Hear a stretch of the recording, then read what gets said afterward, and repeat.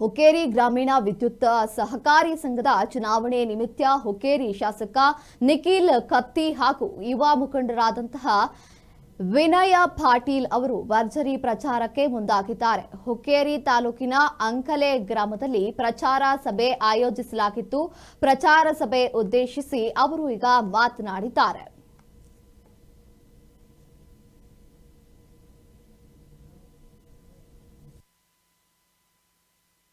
ಯಾಕಪ್ಪ ಮಾಡಿಲ್ಲಪ್ಪ ಅಂತಂದ್ರೆ ರಮೇಶ್ ಕತ್ತಿ ಕಾಕಾರ ಚಲೋ ಮಾಡ್ಕೊಂಡು ಹೊಂಟಾರ, ಅವ್ರು ಮಾಡ್ಲಿ ಅಂತ ಹೇಳಿ ಯಾರು ಕೈ ಹಾಕಿಲ್ಲ.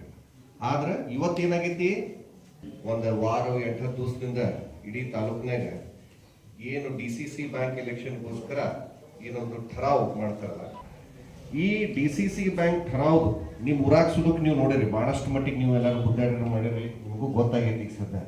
ಅದರ ಜೊತೆಗೆ ತಾಲೂಕಿನಾಗ ಎಲ್ಲಾ ಕಡೆ ಬಹಳಷ್ಟು ಮಟ್ಟಿಗೆ ಡಿಸ್ಟರ್ಬೆನ್ಸ್, ಹಿಂದೆ ಎಂದೂ ಒಂದು ಗೊತ್ತಿತ್ತು. ಯಾಕಪ್ಪ ಮಾಡಿಲ್ಲಪ್ಪ ಅಂತಂದ್ರೆ ರಮೇಶ್ ಕತ್ತಿ ಕಾಕಾರ ಚಲೋ ಮಾಡ್ಕೊಂಡು ಹೊಂಟಾರ, ಅವ್ರು ಮಾಡ್ಲಿ ಅಂತ ಹೇಳಿ ಯಾರು ಕೈ ಹಾಕಿಲ್ಲ.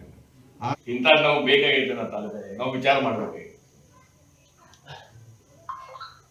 ಇದು ಮಾಡೋದೇ ನಾವು ಇಲೆಕ್ಷನ್ ಮಾಡಿದ್ವಿ. ಇವತ್ತು ಇಲೆಕ್ಷನ್ ದಿವಸ ಅಟ್ಟ ಇಲೆಕ್ಷನ್ ಇದು ಇಲೆಕ್ಷನ್ ಮುಗಿದ್ಮೇಲೆ ನಾವು ಯಾವ ಪಕ್ಷ ಭೇದ ಭಾಗ ಮಾಡೇ ಇಲ್ಲ. ಎಲ್ಲಾನು ಕೆಲ್ಸಕ್ಕೂ ಮಾಡ್ಕೊತ ಬಂದವು. JR ಪಾಟೀಲ್ ಸರ್ ಗೊತ್ತೈತಿ, ಎಲ್ಲರೂ ಗೊತ್ತು. ಈಗ ಬರುವಂತ ಈ KB ಚುನಾವಣೆ, ಈ ಚುನಾವಣೆ ಬರ್ತದ ಮೇನ್ ಕಾರಣೀಭೂತ ಒಬ್ರು ಯಾರೋ ಬ್ಯಾನ 7 ಮಂದಿ ಡೈರೆಕ್ಟರ್ ತಗೊಂಡೋಗಿ ಯಾವ್ದೋ ಒಂದು ಐಶ್ವರ್ಯ ಹೋಟೆಲ್ದಾಗ ಕುಂತ್ಕೊಂಡ್ ಕೂತು, ಇನ್ನೊಬ್ರು PA ಬಂದ ಅಲ್ಲಿ KB ಎಲೆಕ್ಟ್ರಿಕ್ ಸೊಸೈಟಿಯಾಗ ದರಪ್ ಮನೆ.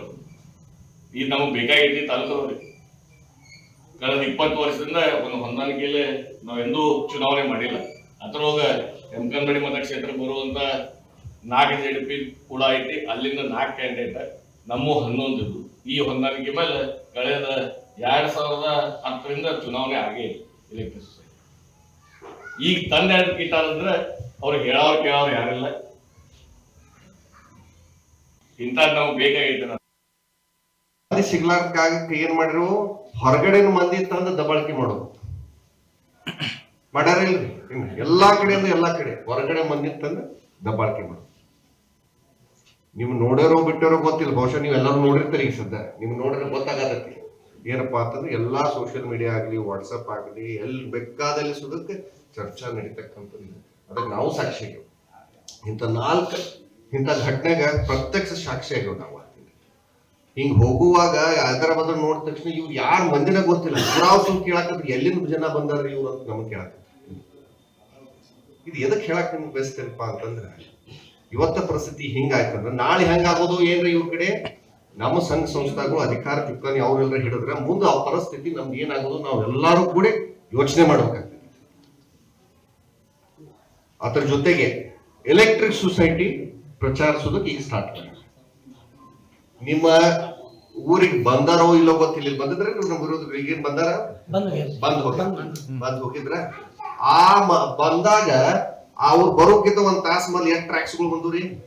ಅವ್ರ ಜೊತೆ ಒಂದು 10 ಟ್ರ್ಯಾಕ್ಸ್ ಅದಾವ. ಯಾಕಂದ್ರ ಈಗ ನಾವು ಒಂದು 2005ದಾಗ ನಮ್ಮ ಊರಾಗಿನ ಘಟನೆ ಆಯ್ತು. ಸೊಸೈಟಿ, ಆ ಸೊಸೈಟಿದಿಂದ ಕೀಲಿ ಹಾಕೋ ಪ್ರಸಂಗ ಬಂದಿತ್ತು. 66 ಲಕ್ಷ ರೂಪಾಯಿ ಆ ಟೈಮ್ದಾಗ ಒಬ್ಬೊಬ್ಬರು 5,000 6,000 ರೂಪಾಯಿ 10,000 ತನಕ ಲೋನ್ ತೊಗೊಂಡು ದೊಡ್ಡ ರೈತರ ಲೋನ್ 15,000 ರೂಪಾಯಿ ಇತ್ತು ಆ ಟೈಮ್ದಾಗ. ಆ ಟೈಮ್ದಾಗ 66 ಲಕ್ಷ ರೂಪಾಯಿ, ನಮ್ಮ ಪತ್ತಿತ್ತು 26 ಲಕ್ಷ, ಲಾಸ್ ಇತ್ತು 66 ಲಕ್ಷ. ಅಂಥ ಸೊಸೈಟಿನ ಇಬ್ಬರು ಮುಖಂಡ್ರು ಆ ಟೈಮ್ದಾಗ ನಮ್ಮ ಮದರ ಉಪಾಧ್ಯಕ್ಷರಿದ್ರು, ಅವ್ರ ಮೇಲೆ ಕೇಸ್ಗಳಾಗಿದ್ದು. ನಾವು ಓಡಾಡ್ತೀವಿ, ನಮ್ಮ ಪ್ರಾಕ್ಟೀಸ್ ಬಿಟ್ಟ